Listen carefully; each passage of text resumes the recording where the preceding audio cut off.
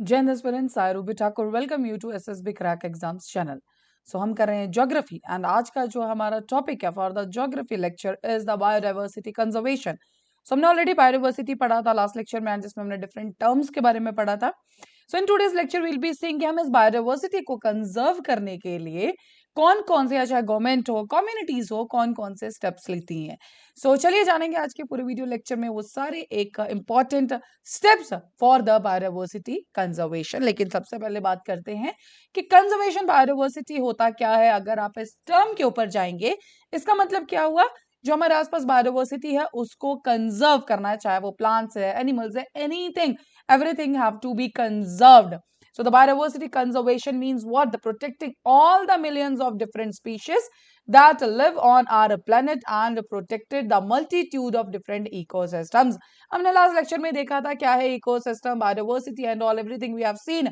But yes, उसी particular biodiversity को conserve करने के लिए कुछ हम स्टेप्स लेते हैं एंड आज के पूरे लेक्चर में हम उन्हीं के बारे में जानेंगे। एंड सबसे पहला जो है दैट इज द हॉटस्पॉट्स। क्या किया गया है कि हमारे जो पर्टिकुलरली पूरा वर्ल्ड है उसको अलग अलग हॉटस्पॉट्स में डिवाइड कर दिया गया। So it is a vast geographic region with significant levels of biodiversity that is threatened with the destruction. अब ये जो सारा का सारा कंसेप्ट है हॉटस्पॉट्स का, ये लाया गया था by the Norman Myers in the year 1988 में। सो एट प्रेजेंट 35 हॉटस्पॉट्स हैं ऑल ओवर द वर्ल्ड में and they represent the 2.3% of the earth's land surface. अब अगर आप एक चीज देख रहे हैं, नाम देखिए हॉटस्पॉट। अब हॉटस्पॉट का मतलब क्या हुआ, जो बिल्कुल मतलब खतरे की घंटी जिसपे है, जो बिल्कुल डेंजर साइन पे चल रहा है, जिसमें डिस्ट्रक्शन ऑलरेडी बहुत ज्यादा हो चुकी है। सो वही पर्टिकुलर एरिया है, उसको हम क्या कहेंगे हॉटस्पॉट। सो एट प्रेजेंट 35 ऐसे एरियाज है जिनको हॉटस्पॉट डिफाइन कर दिया गया है। बात की जाए तो they contain around the 50% of the world's endemic plants. बोलने का मतलब क्या है, एंडेमिक हम उनको कहते हैं कि वो पर्टिकुलर चीज या पर्टिकुलर स्पीशीज है, प्लांट है, वो सिर्फ उसी पर्टिकुलर एरिया में मिलती है। सो यस, अगर यहाँ पे कहा जा रहा है तो हॉटस्पॉट डिस्ट्रक्शन का पहला नियम कि 50% वर्ल्ड एंडेमिक प्लांट क्या है वही होने चाहिए, 42% टेरेस्ट्रियल वर्टिब्रेट्स होने चाहिए। डन। एंड बात करें इंडिया के पर्टिकुलरली, सो हमारे पास अभी कुछ हॉटस्पॉट्स डिफाइंड है। पहला है Western Ghats, then we are having the Eastern Himalayas, then we are having the Indo-Burma region, and the last one is the Sundaland. So yes, these are the 4 hotspots जो कि India में located है। कौन कौन से हैं? पहला है Western Ghats, then we are having the Eastern Himalayas, and then we are having the Indo Burma range, मतलब इंडिया और म्यांमार वाला area. Similarly will be having what a Sundaland. किसी भी एरिया को अगर हमको बायोडाइवर्सिटी हॉटस्पॉट के अंदर क्लासिफाई करना है तो ये सारी कंडीशंस हमारी पूरी होनी चाहिए। वो कौन कौन सी कंडीशंस है देखिए। पहली कंडीशन है कि एटलीस्ट 0.5% क्या होने चाहिए, वेस्कुलर प्लांट्स जो कि एंडेमिक्स, मतलब 1500 स्पीशीज ऐसी होनी चाहिए प्लांट्स की जो कि वो पर्टिकुलर उसी एरिया से एंडेमिक हो।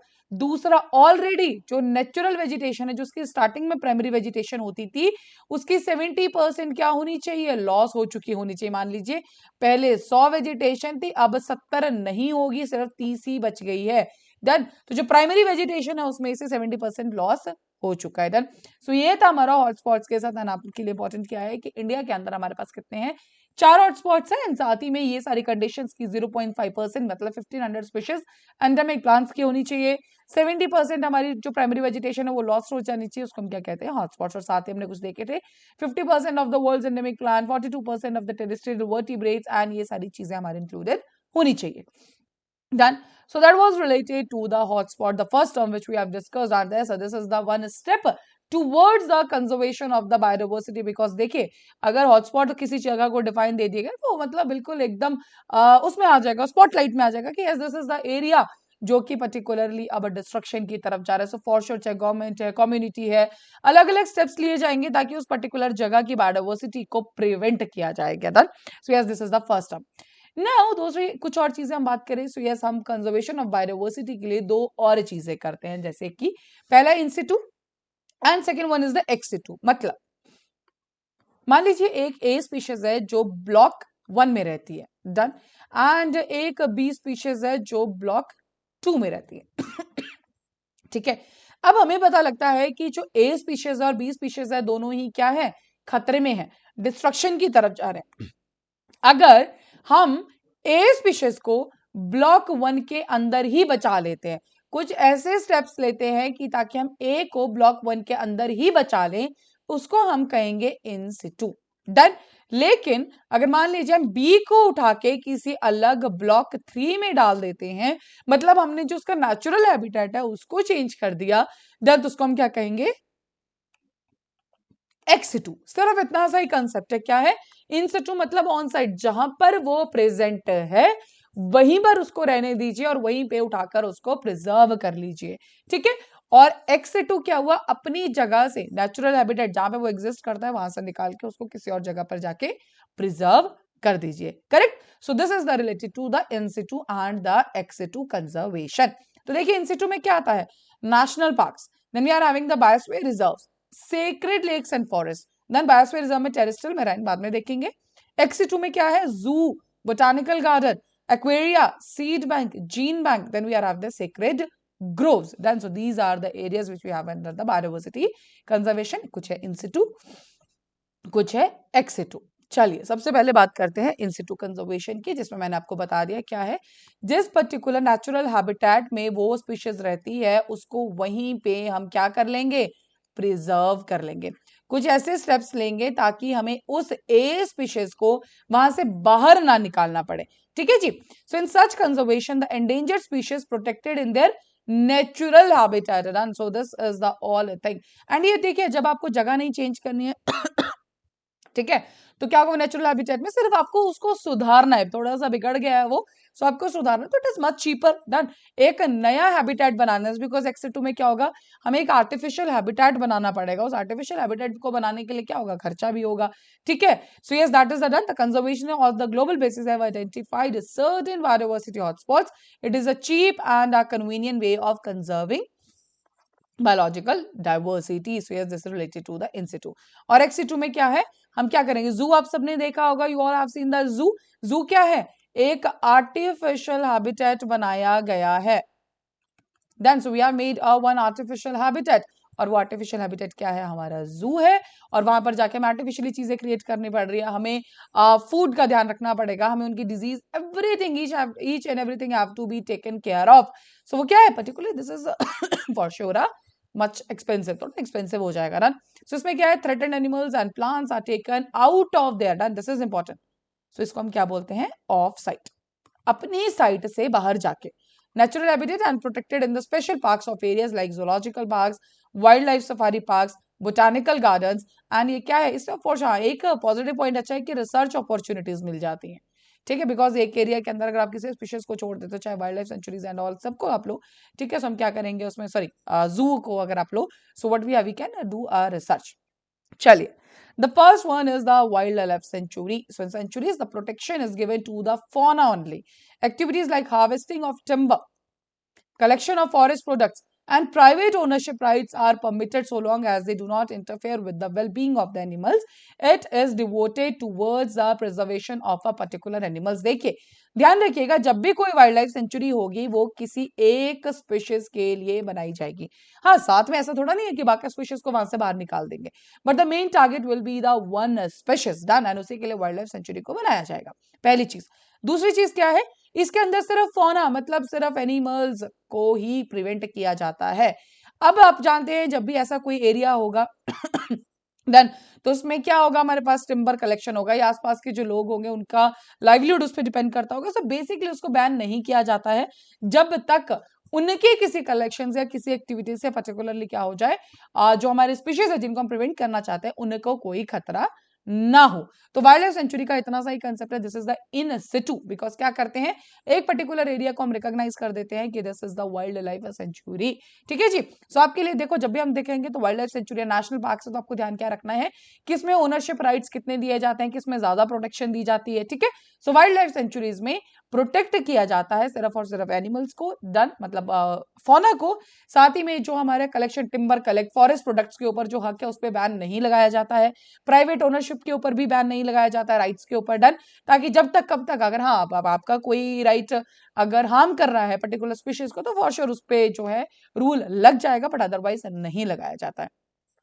सो देखते हैं कुछ पर्टिकुलर इंपॉर्टेंट, देखिए वाइल्ड लाइफ सेंचुरीज आपके लिए बहुत इंपॉर्टेंट है। So what you have to do जितनी भी वाइल्ड लाइफ सेंचुरीज है you have to see in the particularly map done. And आपको लोकेशन बहुत अच्छे से पता होनी चाहिए, कौन सी वाइल्ड लाइफ सेंचुरी किस चीज के लिए बनाई गई है, वो बहुत ज्यादा इंपॉर्टेंट हो जाता है। So see the first one that is the Gir wild life sanctuary. कहाँ है ये? This is Gujarat only. So देखिए location is in Sasan Gir Junagadh इन अमरेली। किसके लिए है? देखिए लायन, लेपर्ड, चौसिंगा, चीतल, हाइना, ठीक है, sambar, chinkara, this is also one variety of fawn only. Then we are having the wildest sanctuary. किसके लिए होगी? फॉर श्योर वाइल्डेस्ट लिखा है तो मेन क्या है? वाइल्डेस्ट। लेकिन ऐसा नहीं है कि अकेला वाइल्डेस्ट ही वहां पे रह रहा है, no we have other animals also. कहां पे है? This is in the little Rann of द कच्छ। Then same we have the chinkara, blue bull, houbara bustard, wolf and done. Now next is in Hingolgadh sanctuary. कहां है ये? This is in the Rajkot. Similarly marine sanctuary gulf of Kutch, where it is in Jamnagar. Then corals, jellyfish, octopus, oyster. So this is the marine century, तो for sure आपको उसके ऊपर देखना है। Now next is our Similipal sanctuary. So this is in Orissa. Elephant, tiger, leopards, gaur, chital, done, इनको prevent करने के लिए बनाया गया। Then we having the Kutch desert sanctuary. तो देखो नाम ही दिखा रहा है, for sure it will be in the where Rann of Kutch. Then we are having the Rampara sanctuary. कहां पे है? This is also in a Rajkot. Ghana bird sanctuary Rajasthan. Pachmarhi Madhya Pradesh. Dandeli sanctuary Karnataka. Kutch bustard sanctuary, then it's near Nale, that is also in Kutch and this is important for the great Indian bustard, correct. Then Manas wild life sanctuary, it is in Srinagar. Then we are having the Periyar, for sure in Kerala. Periyar river से भी आप इसको जान सकते हैं। Then we are having the कैलिमरी wild life sanctuary जो कि तमिलनाडु में है। Annamalai wild life sanctuary, it is in Pollachi, Tamil Nadu. So हमने कुछ डिस्कस की हैं, लेकिन देखिए आप एक चीज ध्यान रखिएगा, whenever you are going with the wild life sanctuaries you have to see the कोई सेंचुरी करंट अफेयर्स में तो नहीं आई है। जैसे कि हमने अभी देखा था eagle nest wild life sanctuary Arunachal Pradesh की रिपब्लिक डे परेड में अपीयर हुई है। So yes that is important for you, because जो भी करंट अफेयर्स में या जो न्यूज में आएगा that is very very important. So वैसे ईगल नेस्ट आई थी, कहां पे बिलोंग करती? This is in the Arunachal Pradesh.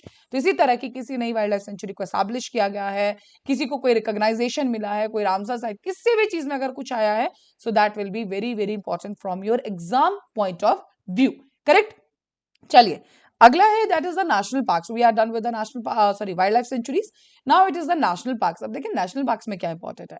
They are reserve for the betterment of the wildlife. अब इसमें क्या है? दोनों प्लांट्स भी और एनिमल्स भी दोनों को ही प्रिवेंट किया जाता है। Means this is for both fauna and flora. So private ownership is not allowed. This is very very important. Wild life sanctuary में अलाउड थी, नेशनल पार्क्स में बिल्कुल भी अलाउड नहीं है। लेकिन हम इसके आगे जानेंगे कि कहां पर अलाउड है, कहां पर अलाउड नहीं है। डन।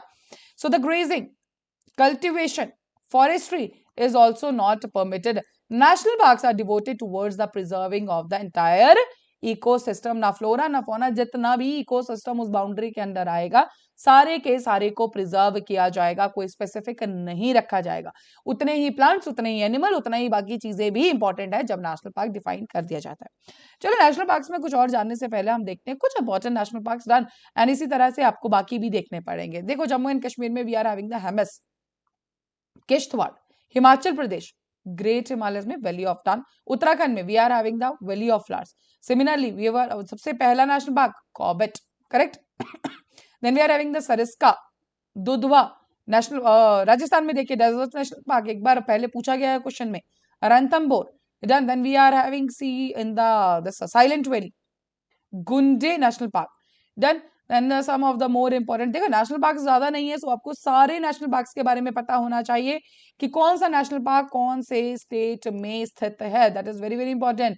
देखिए महाराष्ट्र में we have the Tadoba, then we are having this particular Indravati in this area, then we have the Nasgari, देखिए बांधवगढ़ एमपी में बहुत ज्यादा मिलेंगे आपको, so it's Bandhavgarh. Then we are having the Shivpuri, done. So इसी तरह से आपको सारे जितने पेंच सॉरी, ठीक है, तो टाइगर रिजर्व भी है, नेशनल पार्क भी है, जो जितने भी है, कान्हा नेशनल पार्क हो गया, जितने भी इंपॉर्टेंट नेशनल पार्क है आपके लिए बहुत बहुत इंपॉर्टेंट है। जैसे कि नॉर्थ ईस्ट में देखिए this is the Keibul Lamjao, then we are having the Kaziranga, done. तो जितने भी है आपको सारे के सारे देखने हैं, and the best part to revise your national park is to do what, go and just mark them in a map, and उसको बार बार रिवाइज कीजिए, एंड उसके जो भी इंपॉर्टेंट फीचर्स है do write them, correct. Okay so that is related to the important national parks. अब देखिए और चीजें, that is the biosphere reserves. So this is something जिसको अलग अलग पार्ट्स में बांटा जाता है and this is defined by whom, UNESCO. Biosphere reserve का एक पर्टिकुलर प्रोग्राम जो कि क्या है, यूनेस्कोज मैन एंड बायोस्फीयर मैब प्रोग्राम हम उसको कहते हैं। सो उसी के अंडर बायोस्फीयर रिजर्व्स को डिफाइन किया जाता है। So they represent natural biomes which contain unique biological communities, include land as well as the coastal environment. So these are the sites recognized under UNESCO's Man and Biosphere program. Biosphere Reserve was initiated by UNESCO in the year 1971. So 1971 में इसकी starting की गई थी। That is whom, that is the जो हमारे biosphere reserves का basically UNESCO जो programme है, that is the man and biosphere map programme. इसी के अंदर मैक्सिमम जितने भी है हमें इंपॉर्टेंट बायोस्फीयर रिजर्व्स देखने को मिलते हैं। करेक्ट। चलिए ना, जब बात आती है बायोस्फीयर रिजर्व्स की तो हम बायोस्फीयर रिजर्व्स को डिवाइड करते हैं अलग अलग पार्ट्स में एंड जैसे हमारे पार्ट्स चेंज होते हैं हमारे जो रूल्स है उसके लिए वो भी चेंज हो जाते हैं। देखिए सबसे पहले अगर आपको सबसे अंदर वाला एरिया दिख रहा है, that is the core area, that then we are having the buffer area and then we are having the transition zone. So this is in the first, this is in the second, this is in the third. अगर आप एक normal सा common sense भी लगाइए तो सबसे ज्यादा strictness किस में होगी, for sure in the core area जो आसपास है। ठीक है, यहाँ पे मैक्सिमम अगर देखिए कोर एरिया देखिए मतलब बिल्कुल सेंट्रल पार्ट रखिए। ठीक है, अगर मान लीजिए मैंने इतना ब्लॉक, इतनी बाउंड्री बोल दिया कि देखिए ये मेरा नेशनल सॉरी बायोस्फीयर रिजर्व है। अब इसके अंदर क्या होगा, जो बिल्कुल सेंट्रल पार्ट है, जो बिल्कुल सबसे ज्यादा इंपॉर्टेंट थीम है, जो सबसे इंपॉर्टेंट एरिया है, उसको मैंने नाम दे दिया, किसने, कोर। मैंने नहीं दिया, किसने दिया, यूनेस्को ने दिया। ठीक है, सो उसको हमने नाम दे दिया कोर जोन। उसके बाहर थोड़ी सी ढील हम और दे देंगे। ठीक है, उतना ज्यादा खतरा नहीं है। So will be calling it as what, a buffer zone. थोड़ा सा बफर दे दिया हमने। ठीक है, और जो लास्ट वाला that is the transition zone. तो बस जो सेंट्रल वाला पार्ट है जो सबसे इंपॉर्टेंट है, that is what, a core zone. अब सबसे पहले बात करते हैं कोर जोन में। ध्यान रखिएगा सबसे ज्यादा सिक्योरिटी रूल्स टाइटनिंग इसी जोन में कराई जाती है। दैट इनर वो जोन है, जैसे कि मैंने आपको बताया, contains a suitable habitat for the numerous plants and animal species। तो जैसे कि बात हुई, नेशनल पार्क्स हो गया, बायोस्फीयर रिजर्व हो गया, फ्लोरा फौना इकोसिस्टम सब कुछ प्रिवेंट किया जाएगा। So core zone should be kept free from the human interference. बिल्कुल भी ह्यूमन इंटरफेरेंस इसमें अलाउड नहीं होती है। स्ट्रिक्टली प्रोहिबिटेड एरिया रहता है ये। कोई ह्यूमन, कोई रिसर्च, कुछ भी इसमें अलाउड नहीं है, because is a central part. सबसे पहले आपको इसको ही बचाना है। So this is related to the core zone. Now next is the buffer zone. अब थोड़ा सा हम डील दे सकते हैं। तो अब किसमें क्या कर दिया हमने, ह्यूमन इंटरफेरेंस किसके लिए अलाउ की, सिर्फ एजुकेशन और रिसर्च पर्पस के लिए। अगर आपको रिसर्च के लिए जाना है, आपको कुछ एजुकेशन पर्पस के लिए जाना है, then only you are allowed into a buffer zone. So the buffer zone surrounds the core zone. In this zone, limited human activity is allowed for research and education purposes. Done. Transition zone कौन सा है, बिल्कुल last वाला। इसमें क्या होगा, इसमें बिल्कुल आपको आराम से आप जाइए। आउटर मोस्ट जोन है in which large number of human activities are permitted. जो हमारे आसपास के फॉरेस्ट ड्वेलर्स हैं, कलेक्शंस हैं, सब कुछ इसमें परमिट कर दिया जाता है। But then also we do have some rules in this. Done.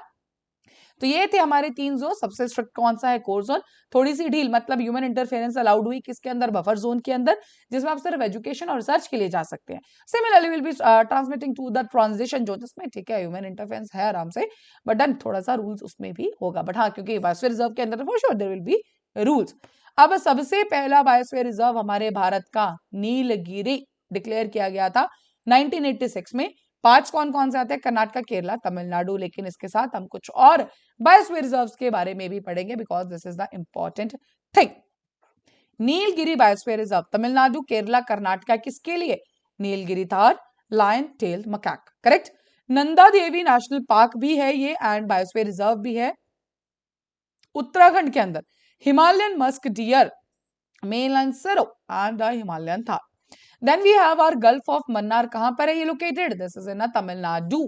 किसके लिए, dugong, very very important, sea cow. ठीक है जी, so that is important. Nokrek कहां है, मेघालय। रेड पांडा देखो एक ही स्पीशीज एसोसिएटेड है, और भी ज्यादा इंपॉर्टेंट हो गया। सुंदरबंस सबसे बड़ा डेल्टा बनता है यहाँ पे, मैंग्रोव्स है वेस्ट बंगाल, रॉयल बंगाल टाइगर के लिए। Manas in Assam. So golden langur and a red panda, दो चीजें इसमें कंजर्व की जाती हैं। Then we are having the Similipal, again हमने देखा था नेशनल पार्क्स में, yes it is in Orissa, sorry in wild life sanctuaries में भी हमने देखा था। Gaur, royal Bengal tiger and elephant. Then we have the Dihang Dibang, Brahmaputra की दो ट्रिब्यूटरीज का नाम दिहांग और दिबांग, अरुणाचल प्रदेश में है, क्योंकि जब एंटर होती है तभी ये नाम चेंज होते हैं। डन। देन इट इज क्या है इसमें, Mishmi takin, red goral, musk deer. Similarly Pachmarhi biosphere reserve कहाँ है, मध्य प्रदेश में, जायंट स्क्विरल, फ्लाइंग स्क्विरल, इनके लिए ये बनाया गया है। Then we are having the Achanakmar and Amarkantak biosphere reserve, जो कि है मध्य प्रदेश में, छत्तीसगढ़ के, दोनों में, ठीक है, तो बिल्कुल एकदम बॉर्डर पे शेयरिंग करता है ये। सो फोर ऑन एंटीलोप हो गया, वाइल्ड डॉग हो गया, सारस क्रीन हो गई, सेक्रेड ग्रोव बुश फ्रॉग भी हो गया, सो इनके लिए ये बनाया गया। Then we have the great Rann of Kutch, for sure it is in Gujarat, Indian wild life, ये बायोस्फीयर रिजर्व के अंदर भी है। कोल्ड डेजर्ट कहाँ पे, Himachal Pradesh, snow leopard, very very important, Kanchenjunga, Sikkim, snow leopard and a red panda. Agasthyamalai, Kerala, Tamil Nadu, Nilgiri tahr and elephants. Great Nicobar biosphere reserve, for sure in Andaman and Nicobar islands. Salt water crocodile इसमें main species है जिसका ध्यान रखा जाता है। Dibru Saikhowa, it is in Assam, golden langur, and the Seshasalam Hills, that is in Andhra Pradesh, and a yellow-throated bulbul. Correct? A panna, last one is the Madhya Pradesh, tiger, cheetal, chinkara, sambar, and a sloth bear. अब देखिए ये तो हमने discuss कर लिए सारे biosphere reserves, लेकिन इसमें एक और चीज ध्यान रखिएगा, इन बायोस्फीयर रिजर्व के साथ आपको ये भी ध्यान रखना पड़ेगा कि कौन सी पर्टिकुलर स्पीशीज इसमें इंक्लूडेड है। Done. So that was all for this particular lecture, जिसमें हमने बात की सबसे पहले कि बायोडाइवर्सिटी कंजर्व करनी है, उसके बाद हमने बात की हॉटस्पॉट्स के ऊपर, या जो हमारी डिफरेंट चीजें जितने भी हमारे पास इंपॉर्टेंट स्टेप्स लिए जाते हैं या जो डिफाइन किए जाते हैं, उन सब के ऊपर हमें ध्यान रखना होगा। So that's all for this particular chapter. Thank you so much for watching this video lecture. जय हिंद, जय भारत। अगर आप एक डिफेंस एस्पिरेंट हैं और SSB interview, NDA, CDS, AFCAT जैसे एग्जाम्स के लिए प्रिपेयर कर रहे हैं, तो आप एसएसबी क्रैक एग्जाम्स के कोर्स को चेक करना ना भूलें। आप हमारी लर्निंग एप्लीकेशन को गूगल प्ले स्टोर से भी डाउनलोड कर सकते हैं।